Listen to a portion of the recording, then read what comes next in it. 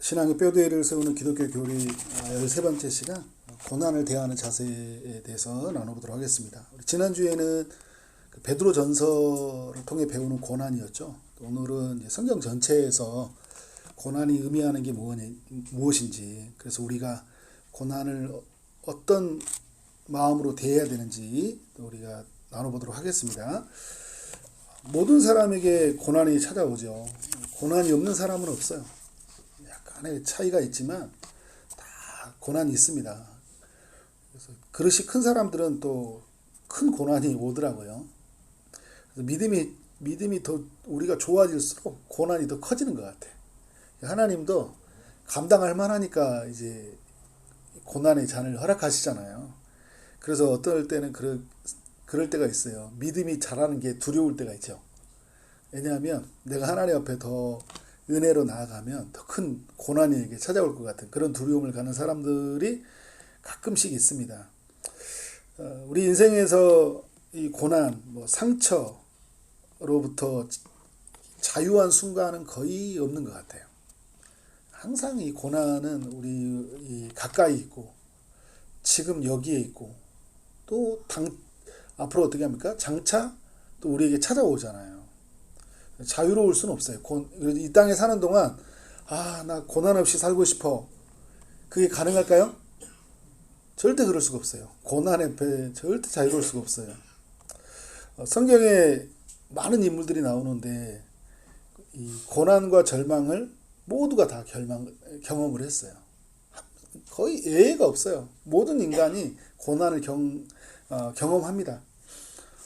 여기 계신 분들도 한 고난씩 하셨잖아요.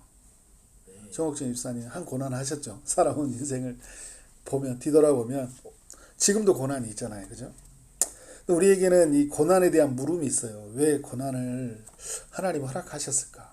왜 이때 이런 고난을 주셨을까? 나에게 또 이 고난을, 그죠? 이거 지난번에 하나님이 나한테 시험으로 주셨던 거잖아요. 예를 들어서 나의 어떤 질병의 고난이 있을 때 그 부분을 내가 철저히 아파하고 하나님 마음을 느끼고 있는데 또 같은 고난이 왔을 때 주는 이런 어떤 상실감들이 있어요. 그리고 하나님에 대한 물음이죠. 왜 하나님이 허락하셨을까? 그러면서 하나님에 대한 갈망이죠. 하나님을 더 알아가는 어떤 기쁨도 있고 또 물음 속에서 오는 어떤 깨달음 여러 가지 속에 있는데 이런 어떤 그러면서 하나님을 찾게 되니까 또 하나님을 구하게 되니까 또 그러면서 하나님을 만나게 되니까 이게 우리의 삶에서 어떤 일이 일어나냐면 결론은 선해진 거예요. 결론은 선이에요. 그죠? 처음에 힘들었는데 또 하나님이 이렇게 일을 이루시는구나 이걸 또 경험하게 되죠. 이게 이런 패턴이요, 여러분 계속 반복된다라는 거예요. 고난에 대한 물음, 또 어떻게 하나님에 대한 갈망, 이런 것들이 우리 인생에서 계속 반복이 돼요. 반복. 그래서 누구를 만나야 됩니까? 우리는 이제 주님을 만나야 되는 거죠.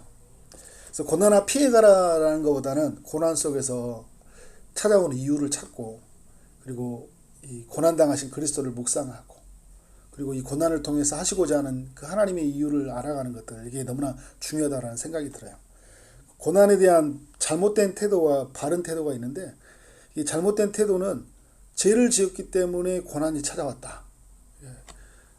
그런 구도로 이렇게 바라보는 것은 잘못됐다라는 거예요. 어떤 사람이 고난이 찾아왔어. 그러면 그 사람을 바라볼 때도 저 사람이 무슨 죄를 저질렀기에 저런 고난이 찾아왔을까. 또 이런 경우도 있어요. 나도 알아.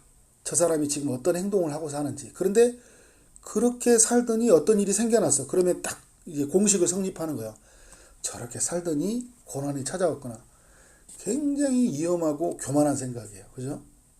물론 이제 나에게 입장을 비춰본다고 하더라도 나에게 어떤 삶의 고난이 찾아왔을 때 바로 대입을 시키면 우리 여러분 시험지 답안지를 여기 보면 그냥 나오자마자 이거 쓰는 거 있죠. 그러다 나중에 보면 땡 하고 틀린 게 있들이 많아요. 그러니까 무슨 일이냐, 고난이 오니까 바로 쓰는 거야. 이건 나의 죄 때문이구나. 나를 막 죄를 찾아가는 거야. 물론 여러분 죄에 대한 부분들이 거의 맞긴 맞아요. 근데 모든 게 죄 때문은 아니에요. 성경이 보여주잖아요. 욥이 보여주고 예수님이 보여주고 날 때부터 소경된 자에게도 보여주잖아요. 죄로 다 성립될 수는 없다라는 거예요. 나한테도 적용이 돼야 되고요. 다른 사람한테도 적용이 돼야 돼요. 그래서 그런 고난의 시험지를 받았을 때는요. 한참 묵상해야 돼요. 이게 왜 이런 일이 나에게 계속 일어나는 걸까? 그래서 시험지의 답안을 바로 찾는 게 아니라 여러분 그 부분에 대해서 물음을 가지고 기도하고요. 그래 그 답을 어떻게 할까요? 답을 기다려야 돼요. 말씀을 듣는 중에 알아요. 그래서 삶 속에서 하나님이 어떤 것을 깨닫게 해주셔. 아 그렇구나. 그러면 이제 내 안에 혹 어떤 죄의 문제가 있으면 어떻게 할까요? 그게 드러나게 하시고 또 하나님이 이 고난의 시련을 통해 다른 문제를 깨닫게 하시는 하나님의 또 그 깊은 또 뜻을 발견하게 돼. 그러니까 누구든지 간에 어떤 사람이 생기면 바로 답을 달아주지 마라. 너 그것 때문이야. 상당히 그건 위험한 거라고요. 그리고 왜 하나님도 그 답을 문제를 내줄 때는 바로 답을 알아가려고 한 게 아니라 오래 고민하면서 풀도록 내어준 건데 자기가 마치 하나님보다 더 높은 어떤 가지고 있는 천재의 지성을 가지고 있는 존재처럼 있잖아요. 자기가 딱 속단해서 이거다라고 말하기는 어렵다라는 거예요. 여러분 욥도 보세요. 욥에 대한 답이 언제 나와요? 끝에 가서 나오잖아요. 오랜 시간, 오랜 친구와의 대화, 그렇죠? 엄청난 그 절망 속에서 그런데 욥이 몰라요. 결국은 답을 하나님을 찬양하고 끝내버려요. 답을 모르고 답안지에다 못 적어요. 욥은 왜 고난이 왔는지 답안지 못 적는다니까요. 욥기는. 우리가 그렇기 때문에 고난을 함부로 속단하면 안 된다. 또 하나는 뭐냐면, 그러니까 같은 연결인데 신앙생활 잘못하면 온다 이렇게 생각할 때 있어요. 근데 내가 요즘 신앙생활이 좀 엉망으로 사니까 이게 내가 그냥 어떻게 하나님이 나를 이렇게 치시나, 나를 이렇게 힘들게 하시나, 나를 이렇게 돌아가게 하시나, 신앙생활을 하기 위해서 그러니까 내가 잘하기 위해서 하나님이 인도하시냐라고 생각하면. 그럴 수도 있겠지만 모든 것을 다 이렇게 일반화시키면 안 된다는 거예요. 그러니까 그거를 여러분 그래서 고난에 대한 것들은 깊은 묵상과 기도가 필요한 거예요. 또 고난은 인과응보다. 그러니까 어떤 원인이 있으면 결과가 있다라는 거잖아요. 인과응보라는 게. 그러니까 무슨 이야기냐? 어떤 일이 생기면 고난 받을 만한 어떤 일이 있었겠지. 이렇게 생각한단 말이에요. 분명히 저거는 고난 받을 만한 어떤 일이 있었을 거야. 이렇게 생각하는 거예요. 이렇게 매우 이거는 하나님보다 앞서간 일이고요. 이건 매우 교만한 일이에요. 그죠? 그래서 쉽게 신앙생활을 오래 한 사람이 조심해야 돼. 그리고 또 고난을 많이 겪었던 사람들도 자기가 고난을 겪다 보니까 이거다 딱 하고 말을 막 기가 막히게 해줄 때가 있어요. 그래서 고난을 겪는 사람들한테 상담할 때는 조심하고 고난을 겪는 사람들 위해서는 함께 울어주고 기도해주고 그 답을 하나님 안에 찾아가도록 그 사람이 그죠? 답안지를 내가 작성해 주면 안 된다라는 거예요. 그 사람이 답을 찾아가야 된다. 아까 제가 말했던 것처럼 욥기를 보면 욥이 답안지를 작성을 못 한다니까요. 근데 친구들이 어떻게 해요? 곧바로 그냥 답안지를 작성해 주잖아. 너는 이것 때문이야. 이 인과응보다. 오늘 뭐 3가지의 이야기를 다 가지고 와서 그 답안지를 작성하는 거예요. 욥은 알아요. 욥은 이 답이면 어떻게 해요? 그 마음 안에서 시원함이 있고, 그래서 내가 죄의 문제라면 해결해야 될 것이고, 인과응보라면 어떤 원인을 찾아야 될 텐데, 못 찾잖아요. 못 찾다고요. 그죠? 그런데 옆에서 더 극성이야. 막 암달이야. 빨리 찾아주려고 그래, 옆에서. 그죠? 그런 어떤 우리 믿음의 사람들이 어떤 사람이 생겼을 때는 속단하지 말라. 그러니까 그 상담이 참 너무 유익한 건데, 또 상담이 상당히 우리에게 유익하지 못한 것도 있어요. 왜냐하면 빨리 답을 내려줘 버려요. 정말 깊은 묵상과 정말 하나님 앞에 완전히 엎드려지고요. 완전히 눈물바다로 채워서 그 답을 찾아야 되는데 그냥 빨리 답을 줘가지고 빠져나오게 하는 거예요. 그러면 안 되잖아요. 그죠? 하나님이 이 시간을 통해 그 사람에 속한 어떤 눈물을 하나님이 이미 기다리고 계시고 흘려야 할 시간이 있잖아요. 그죠? 그거를 우리가 빨리 해결해 버리려고 안 된다라는 거죠. 이게 이제 잘못된 태도면, 바른 태도는 뭐냐면, 이제 하나는 뭐냐면 고난이 어떻게 왔는지는 모르겠어요. 그죠? 내가 선을 행하다가 온 건지 아니면 내가 죄를 짓다가 온 것인지 하나님이 나를 연단하게 오신지 모르겠지만 하나님이 분명히 이 고난을 통해 어떻게 하냐면 하나님이 나를 온전하게 하신다라는 거예요. 나를 온전하게 하신다. 그래서 고난받은 사람들의 마음을 또 좀 이따 나누겠지만 이해하게 되고 내가 또 겸손해지고 내 안에 또 있는 재성도 보게 되고 다른 사람들을 또 헤아리고 하나님 나라까지 바라보는 놀라운 하나님의 일하신 들이 있다고요. 온전하게 하신 하나님의 방법이다. 또 하나는 뭐냐면 그래서 우리가 여러분 이 나를 온전하게 되다 보니까 우리가 갖게 되는 생각은 뭐냐면 이건 하나님의 백성들에게 주는 특권이다라는 거예요. 이렇게 가요. 이거는 이 고난은 하나님이 나를 세우고자 하는 하나님의 특별한 프로젝트고 여러분 성경에 보면 베드로도 그렇고 뭐 엘리야도 그렇고 아브라함도 그렇고 이삭도 그렇고 야곱도 그렇고 요셉도 그렇고 모세도 그렇고요. 다 특징이 있습니다. 무슨 특징이냐? 하나님 프로젝트가 있어요. 그들을 위해서. 그들을 세우고자 하는 하나님의 프로젝트가 있다고요.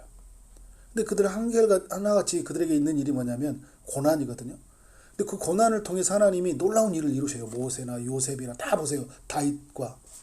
근데 이 사람들이 이 고난을 통과하면서 하나님의 놀라운 역사 가운데 그들이 참여하게 되고 민족을 구원하게 되고 정말 하나님의 기적과 같은 일들을 만들어냈잖아요. 그래서 이걸 딱 정리를 해보니까 이거는 신자에게 주는 특권이구나.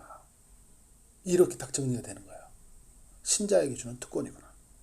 또 그러면서 오늘 읽었던 이제 우리에게 말씀과 같이 연결이 되는 거죠. 현재의 고난보다 어떻게 해요?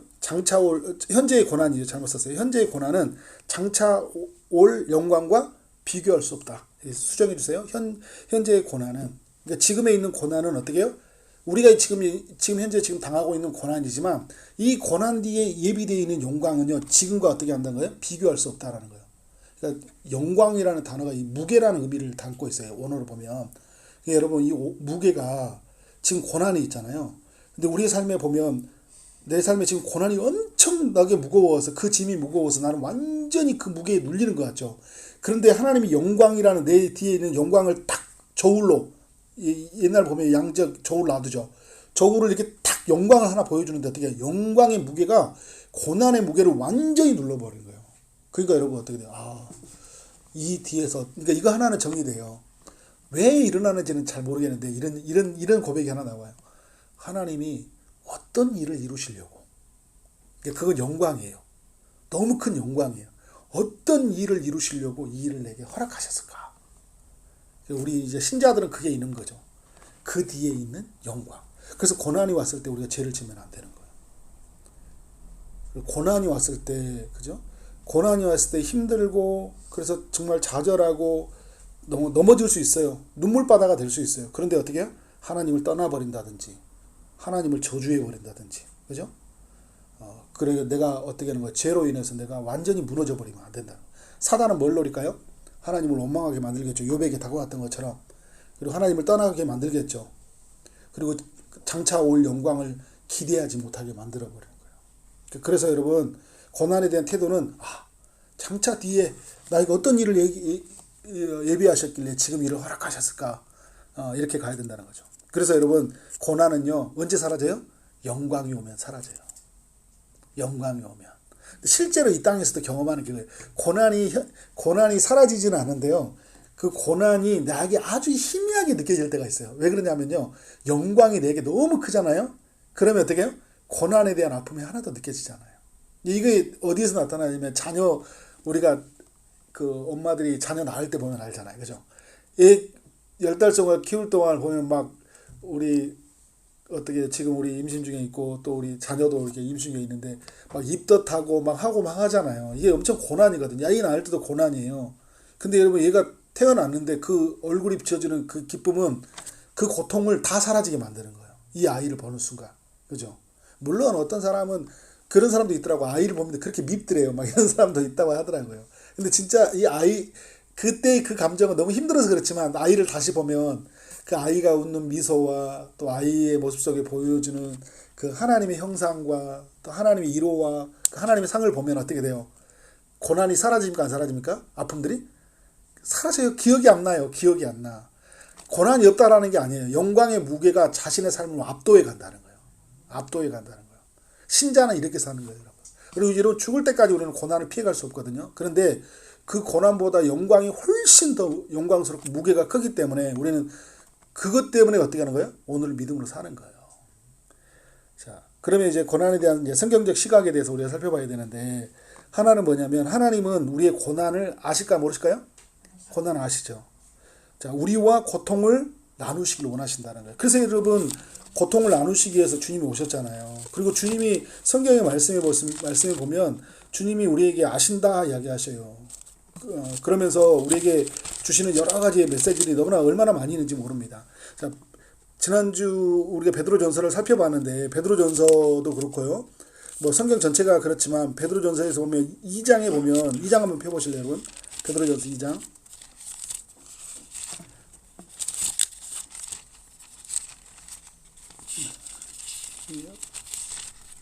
히약 베이, 히브리서 야고보서 베드로전서죠.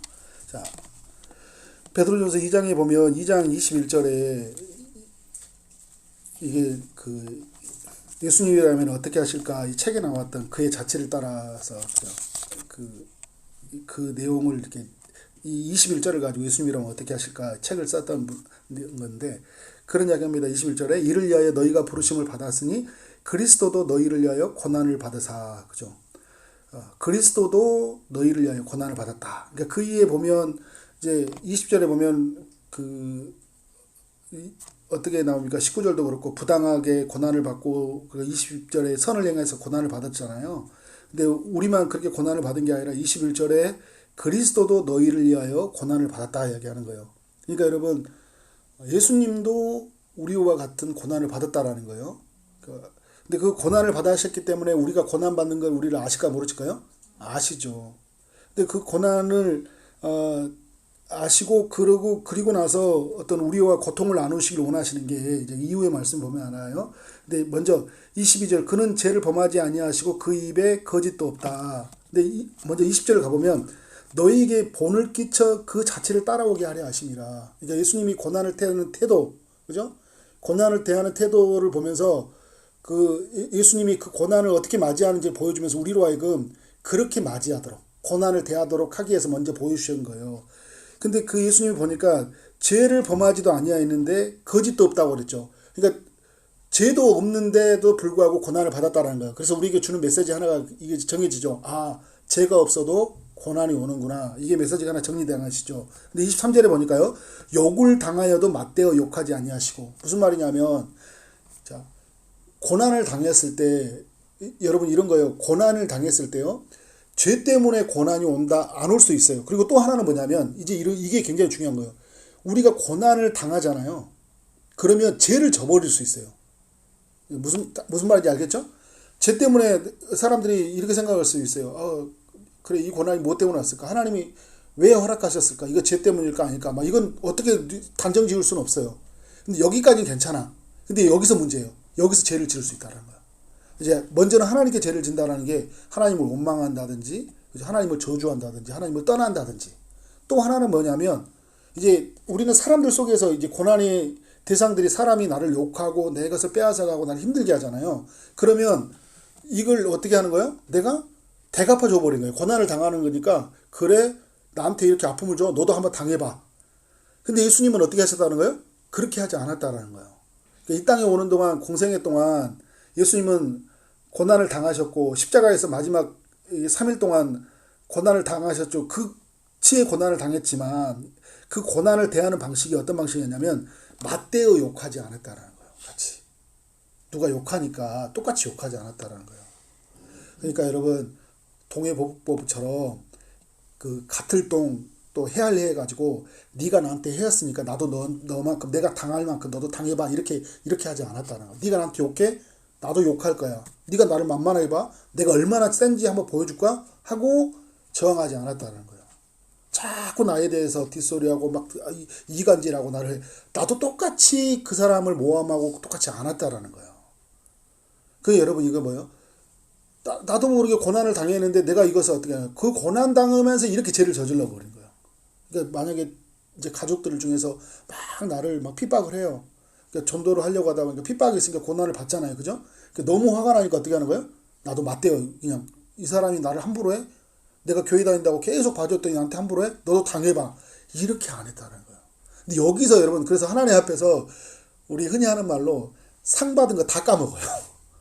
참아야 되는데, 그때 참아야 되는데 어떻게 해요? 내가 막 욕해버리는 거예요. 자, 고난을 맞대어 욕하지도 아니하시고요. 고난을 당하되 이업하지 아니하시고. 그러니까 나 건들지 마. 나 건들면 나 가만 안 놔둘 거야. 이업하지 않았다라는 거예요. 그래서 고난을 당했다 이야기하는 거예요. 고난을 당했다. 당했다 이야기하는 거예요. 자, 당하시되 이제는 이업하지. 오직 누구에게 맡겼습니까? 공의로 심판하신 이에게 부탁하셨대요. 그러니까 오늘 우리에게 막 고난 당하는 사람 있죠. 내가 심판하지 않고 이걸 누구를 맡겼다고요? 하나님께 맡겼다라는 거예요. 이게 고난받는 사람들의 자세인 거예요. 예수님이 이걸 보여주셨다고요. 그래서 이걸 따라오게 하셨다고요. 본을 보여주셨다고요. 우리로 하여금. 그리고 친히 이제 하셨던 일이 뭐냐면 나무에 달려 그 몸으로 우리 죄를 담당하셨다. 그래서 예수님이 하시는 일이 뭐냐면, 그래서 여러분 우리가 너무나도 우리가 막 그 죄를 짓고 정말 하나님을 떠나 있었는데, 그 하나님을 떠난 사람들이 복음의 빛이 비춰주니까 저항하고 막 하나님 아들을 십자가에 못 박게 막 죽이고 하잖아요. 근데 주님은 대항하지 아니하시고 어떻게 한 거예요? 친히 나무에 달려 죽으신 거예요. 그래서 그 죽으심은 누구를 위한 죽음일까요? 자신을 십자가에 못 박히고 욕하고 이업하는 이들을 위해서 대신 죽으신 거예요. 그래서 여러분 그들에게 어떤 일이라 합니까? 왜 일을 하셨냐? 우리로 죄에 대하여 죽고 의에 대하여 살게 하려 하십니다. 우리를 살리기 위해서 고난을 받으셨고요. 그래서 그가 채찍에 맞음으로 말미암아 우리에게 어떤 일이 났어요? 나음을 얻는다더니. 그러니까 예수님의 관심은 어디에 있었냐면, 우리가 죄에 빠지지 않고, 세상 사람들이 죄에 빠지지 않고 의에 살도록 하기 위해서 고난을 받는 거예요. 예를 들어 여러분, 이제 집으로 가져오면요, 집에서 아니면 직장에 가져올 수 있어요. 이 사람들이 나한테 고난을 주는 거예요. 그러면 내가 고난을 줄 때 내가 이 사람들을 막 위협하지 않고 이런 거냐면, 어떻게 하든지 이들이 선하게 살도록 하기 위해서 내가 그냥 그 고난을 감당해내는 거예요. 죄된 방식을 이기는 방식은 뭐냐면, 똑같은 방식이 아니라 선으로 어떻게 하는 거예요? 악을 이기는 거예요. 가정도 마찬가지예요. 가정을 남편을 바꾸시고 자녀를 바꾸고 싶고 아내를 바꾸고 싶잖아요. 그러면 맞대어 같이 막 싸우는 방식이 아니라 어떻게 하는 거예요? 어떻게 하든지 이 사람이 하나님의 뜻을 살도록 하기 위해서 내가 이것을 당하는 거예요. 근데 여러분 어떤 일이 납니까? 채찍에 맞았는데 그들에게 나음이 일어나는 거예요. 치유가 일어나는 거예요. 회복이 일어나는 거예요. 우리로 말하면요, 변화가 일어나는 거예요. 여러분 이런 가정들 많잖아요. 우리 총신대에 있었던 이한수 교수님 보면, 그 아버지가 그렇게 어머니를 막 두들겨 패고 그렇게 막 교회를 못 다니게 하고 그렇게 했대요. 근데 어머니가 계속 끝까지 화를 안 내고 아버지를 섬겨줬대요. 나중에 어떻게 됐을까요? 아버지가 돌아왔어요. 근데 그 아버지, 그런 가정에서 또 우리 교단의 신학이 이끌어가는 이한수 교수님 같은 그런 분들이 이렇게 또 영향을 받아서 복음을 가르치잖아요. 그죠? 그 어머니 이야기를 해요. 어머니가 그 가정을 세워갔던 이야기들. 너무 중요한 거예요. 고난을 당했을 때 우리는 어떻게 지내야 되냐라는 거죠. 그래서 여러분 예수님이 이 일을 다 보여주셨잖아요. 근데 25절을 보면, 너희가 전에는 양과 같이 길을 잃었더니 이제는 너희 영혼의 목자와 감독 되신 이에게 돌아왔다. 우리는 길 잃어버리는데 영혼의 목자이시고 감독 되신 주님에게 돌아왔어요. 그래서 여러분 이 일을 이루기 위해서 예수님은 어떻게 고난을 당하셨다는 거예요. 그래서 여러분 우리는 예수님의 이 고난을 가지면서 고난 당했을 때 우리는 어떻게 해야 되는지 성경적 시각이 필요한 거예요. 누구를 통해서? 예수님을 통해서. 그래서 그리스도인이 되는 순간부터 우리가 고난에 동참하게 되는데, 오늘 읽었던 로마서 8장 그 18절 말씀 전에 17절에 보면 어떻게 할까요? 그리스도와 함께 영광도 받기 위해서 고난도 함께 받아야 될 것이냐, 이렇게 말씀이 시작되거든요. 그러니까 여러분 그 영광을 받기 위해서 우리에게 이게 하나님은 무엇을 허락하셨냐? 고난에 동참하도록 허락하셨다라는 거예요. 또 오늘 또 하나 또 중요한 이야기가 있어요. 우리를 향한 사랑과요, 또 우리에게 허락한 고난은 동전의 양면과 같다라는 거예요. 하나님 우리를 사랑했잖아요. 그러면 사랑했는데 그 사랑하는 우리에게 뭐가 있다라는 거예요? 고난이 있다라는 거예요. 그 고난 속에서 우리의 성품을 바뀌시고, 고난을 통해 우리의 가정을 바뀌시고요, 고난을 통해서 또 하나님 나라를 이루어 가시는 것들 보면서 그 딱 뒤집었더니 우리를 향한 하나님의 놀라운 사랑이었던 거예요. 동전의 양면처럼 이 고난과 사랑이 같이 함께 연결이 되어 있는 거죠. 자, 고난이 주는 유익, 짧게 읽도록 하겠습니다. 그동안 정리되어 있던 것들이니까 고난을 통하여 불순물이 제거되고 온전하게 된다라는 거죠. 우리가 여러분 고난이 지나면서 우리에게 있는 그 모든 지난주에도 제가 살펴봤죠. 불로 연단하여도 없어질 금보다 더 귀하다. 그러니까 불을 통해 그 원석을 이게 금을 빼낼 때 순금으로 만들어갈 때 계속 그 불을 달궜을 때 어떻게 하는 거예요? 18K가 되고 24K가 되잖아요. 우리에게는 고난이 정말 정말 너무 감당할 수 없을 만큼 고난이야. 그런데 그 고난을 지났을 때 우리의 불순물이 제거되고요. 깨끗한 우리의 영혼을 만날 수 있는 거예요. 그래서 하나님, 이 고난, 감당하지 못할 고난, 이 시련을 저에게 멈춰주옵소서라고 하는 것보다 어떻게 하는 거예요? 주님, 저를 더 순금처럼 더 아름답게 정화시켜 주옵소서. 믿음이 좋으면 여기까지 가야 되죠. 그런데 우리가 믿음이 좀 많이 연약하다 보니까 고난이 오면 어떻게 해요? 막 주님 피해갈 길을 좀 주시고 이렇게 가잖아요. 그죠? 그래서 여러분 막 고난 많이 받으십시오. 막 이런 이야기가 아니라 내 개인에게 적용할 때는 어떻게 해요? 조금 더 우리가 고난을 대할 때 소극적으로 고난을 피해 다니는 게 아니라 좀 능동적으로 적극적으로 어떻게 하는 거예요? 고난을 맞이하고 고난이 오면 어떻게 하는 거예요? 내가 하나님 앞에 어떤 마음으로 나가야 될지를 가져야 되는데 오늘 성경의 약속이 우리로 하여금 어떤 마음으로 나가는지를 알려주고 있다는 거예요. 또 이제 이번에 보면 고난을 통하여 무엇을 기억할 수 있습니까? 우리의 신앙을 점검할 수 있게 되는 거예요. 광야 40년 동안에 신명기 8장 2절에서 이야기인데 광야길을 걷게 하신 것을 기억하라. 이는 너를 낮추시며 너를 시험하사 내 마음이 어떠한지 그 명령을 지키는지 지키지 않는지를 알려 하심이라. 그러니까 하나님이 우리가 어떤 것을 고난을 보았을 때 하나님이 시험이 있어요. 그죠? 그래서 우리를 낮춰가지고요. 우리를 겸손하게 낮춰가지고 하나님의 명령을 우리가 지키는 사람인지 아닌지 이제 그런 걸 또 우리가 알 수 있는 거죠. 그러니까 뭐 아브라함에게 이삭을 주려고 하면서 그의 믿음이 하나님을 경외하는지 알려고 하듯이 또 우리 인생의 시련 속에서 우리가 믿음이 어느 정도 있는지 여러분 나는 믿음이 좋은 거고 신앙생활 잘한 것 같지만요. 고난 앞에 대하는 나의 자세를 보면 내가 하나님 앞에 몇 점짜리 신앙인지 그냥 그대로 드러나요. 그냥 그대로 드러납니다. 그러니까 믿음이 좋다고 함부로 말하면 안 돼요. 고난 앞에 내가 대하를 보면 삶의 어려운 순간에 내가 그럼에도 불구하고 하나님 의지하고 있냐, 그죠? 내 순간에 내가 뭘 선택하고 사느냐 이게 그대로 드러나요. 자, 3번에 보면 고난을 통하여 우리는 뭘 하게 됩니까?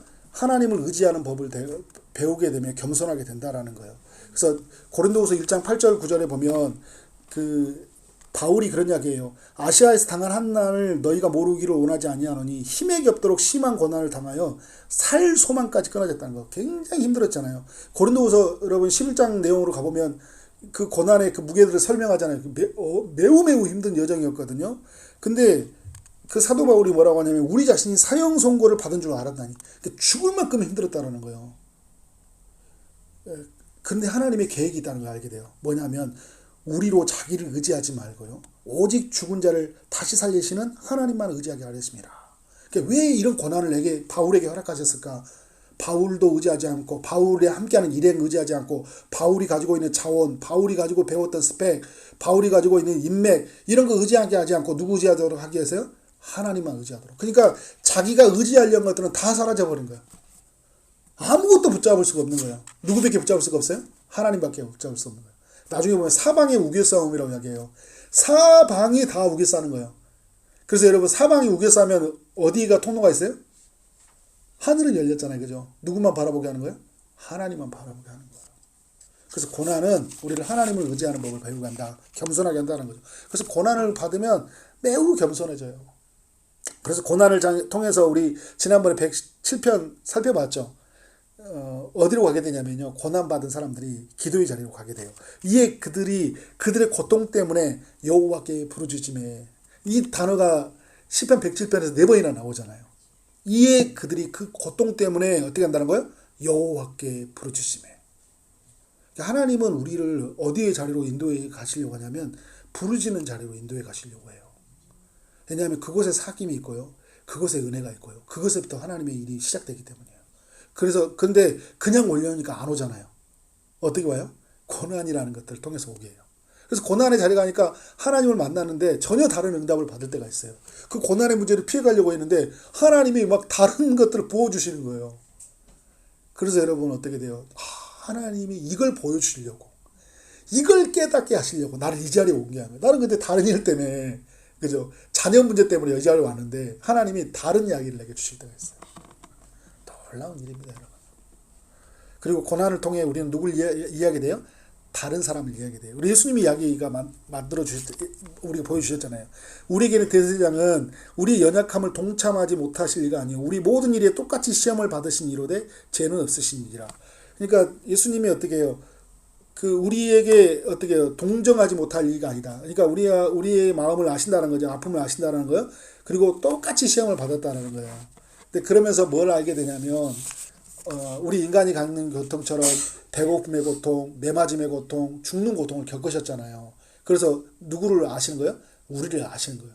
그러니까 우리도 그렇잖아요. 우리가 고난을 받잖아요. 그러면 하나님이 기가 막히게 어떤 사람들을 세우실 때 있어요. 이런 경우 많이 들어봤죠. 목사님이 아무리 설교해도 변화되지 않은 사람인데 어떤 사람이 그런 이야기 있잖아요. 그냥 그 가족들 자녀가 이렇게 갑자기 죽어서 너무 큰 고통이에요. 근데 어떤 사람이 아는데 자녀 중에 3명이 다 잃었어. 근데 그 사람이 하나님의 일하신 일을 간증하는 거야. 근데 이 사람이 어떻게 해요? 이 사람의 간증을 듣고 그 잃어버렸던 상실의 고통이 있는 사람이 위로를 받는 거야. 누가 말해도 이게 말씀이 들어오지 않는데 아픈 사람의 마음을, 그 아픔을 겪었던 사람이 말하니까 어떻게 하는 거예요? 위로가 되잖아요. 그러니까 여러분 우리도 고난이 있으면 하나님 이랬잖아요. 경제적인 고난, 육체적인 고난, 뭐 여러 관계적인 고난, 뭐 여러 가지 고난을 겪었어. 근데 하나님 왜 나한테 이런 고난을 겪으시나 했더니 어떤 사람 만나면서 아픈 사람, 또 관계 때문에 힘든 사람 만나면서 나도 힘들었어. 그래서 나도 어떻게 하는 거예요? 그러면 그 사람과의 일체감이 들잖아요. 이해하는 마음이 드는 거죠. 그리고 그 사람을 품고 그 사람을 이끌고 그 사람을 복음으로 세우고자 하는 하나님의 계획을 우리가 보게 되는 거예요. 자, 그리고 고난을 통하여 시편의 118편의 5절인데 우리는 더 넓은 곳을 향하게 된다는 거예요. 내가 고통 중에 여호와께 부르짖었더니요 여호와께서 응답하시고 나를 넓은 곳에 세우셨다. 자, 고난은 우리의 하나님께 부르짖는 자리로 가거든요. 그런데 나를 응답해 주셔요. 근데 나를 어떻게? 더 넓은 곳으로. 하나님이 원하지 않은 더 넓은 세계로 향하게 나를 인도해 가시는 거예요. 그래서 고난을 통과하잖아요.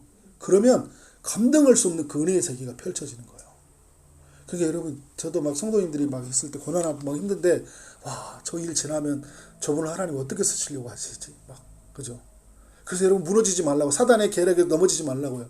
그 고난이 전부인 것처럼 막 속삭이는 소리에 넘기지 말라고, 그죠? 하나님의 말씀이 어떻게, 나를 향해서 어떤 더 넓은 곳으로 향하게 하실까?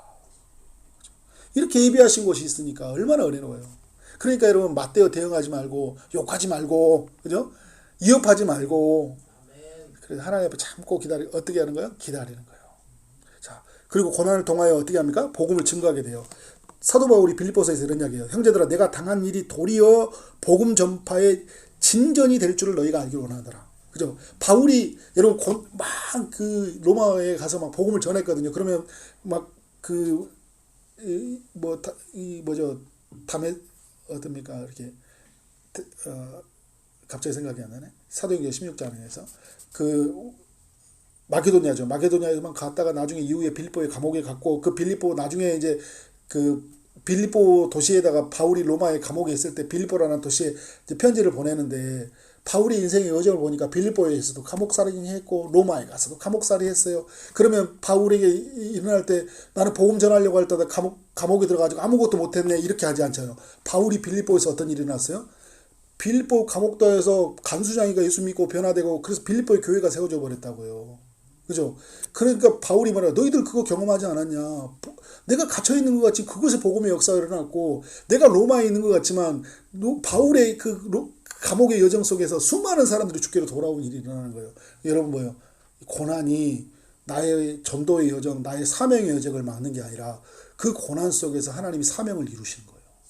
복음의 전도를 이루시는 거예요. 복음의 전도가 희한한 방법으로 이루어지는 거예요. 이게 참 놀랍죠. 자, 고난을 통하여 이 세상이 타락한 세상을 깨닫고 앞으로 올 하나님 나라를 열망하게 된다. 그러니까 여러분 그 로마서 8장 22절에 23절에 보면 막 피조물이 다 탄식하잖아요. 이게 고난 때문에 탄식하는 거거든요. 근데 뭘 바라는 거예요? 주님이 오실 날을 기다리는 거예요. 이게 벗어날 날을 기다리는 거죠. 그러니까 여러분, 이게 고난이 오면 우리는 뭘 더 갈망하게 됩니까? 하나님 나라를 갈망하게 되고, 그리고 누가 빨리 오시길 바라는 거예요? 예수님이. 그리고 고린도후서 5장처럼 빨리 육체로부터 벗어나고 싶은 거예요. 아픈데. 근데 빌립보서 1장처럼 바울이 뭐라고 하냐면, 나 빨리 벗어나고 싶은데 못 벗어나는 이유가 뭐예요? 이 땅에서 해야 될 내가 사명이 있기 때문에. 그렇지만 내 마음속에 가득히 열망하는 게 뭐예요? 사도 바울도 그랬잖아요. 나 빨리 주님 만나고 싶은 거예요. 왜? 이 땅에는 고난이 너무 크기 때문에. 예, 여러분, 그래서 고난은 잃어버릴 게 하나도 없어요. 그렇게 이렇게 주님을 소망하게 됐죠. 겸손하게 됐죠. 복음 증거를 이루게 됐죠. 그래서 우리는 고난을 통해 뭘 바라보게 되냐면, 오늘 또 읽었던 말씀, 더 나은 영광을 바라보게 되는 거예요. 더 좋은 거, 더 나은 거, 그죠? 더 하나님의 예비된 걸 바라보게 되는 거예요. 그리고 119편 말씀의 시죠. 그 말씀의 시에서 고백했던 시인이 뭐라고 했냐면, 고난당하는 것이 내게 유익이라. 이로 말미암아 내가 주의 무엇을 배웠다고요? 율례들을 배우게 되었나이다. 그러니까 여러분, 고난을 당하면요, 하나님의 말씀이요, 그러한가 할 때 매우 깊이 와닿습니다. 그래서 하나님이 내게 이 고난을 허락하셨구나. 그래서 욥의 사건의 말씀들이 더 깊이 와닿고요. 십자가 사건이 더 깊이 와닿고요. 그리고 로마서 8장 18절의 말씀처럼 영광의 크기가 무엇인지를 갈망하게 되고요. 더 넓은 곳으로 향하게 되는 하나님의 일하시도록 보게 되고, 타인을 이해하게 되는 그런 나의 가지고 있는 그릇이 커져가고, 그리고 나는 더 기도의 사람, 말씀의 사람, 하나님의 사람으로 세워져가는 그 하나님의 말씀 속에 담겨져 있는 그 신비한 비밀들을 어떻게 하는 거예요? 내가 고난당하면서 당하는 거예요. 그래서 10번은 모든 것에 대한 요약본이라고 할 수 있는 거예요. 이 고난을 당해보니까 그때서 어떻게 하는 거예요? 하나님의 말씀의 그런 신비로움들, 하나님의 일하심들을 우리가 보게 된다는 거예요. 그래, 여러분, 이제 오늘 말씀을 또 마지막 정리하면서, 우리에게 고난은 어떻게 피해갈 수 없는 거예요. 고난은 언제나 우리는 손님처럼 오는데, 오늘도 여지없이 고난은 찾아오고, 그죠? 아픔들이 찾아오고 있어요. 그런데 우리가 고난 앞에 절망하지도 말고, 고난 앞에 원망하지도 말고, 맞대어 대응하지도 말고, 그죠? 그들을 위해서 오히려 축복하고 기도하고, 그리고 하나님이 나를 통해, 우리를 통해 예비하신 거 있죠. 더 넓은 거, 더 영광스러운 거, 그 더 복음을 증거하기 위해서 하나님의 그 계획 속에 들어가서 넉넉히 오늘의 모든 삶을, 고난을 이겨나가시기를 주의 이름으로 축원합니다. 아멘.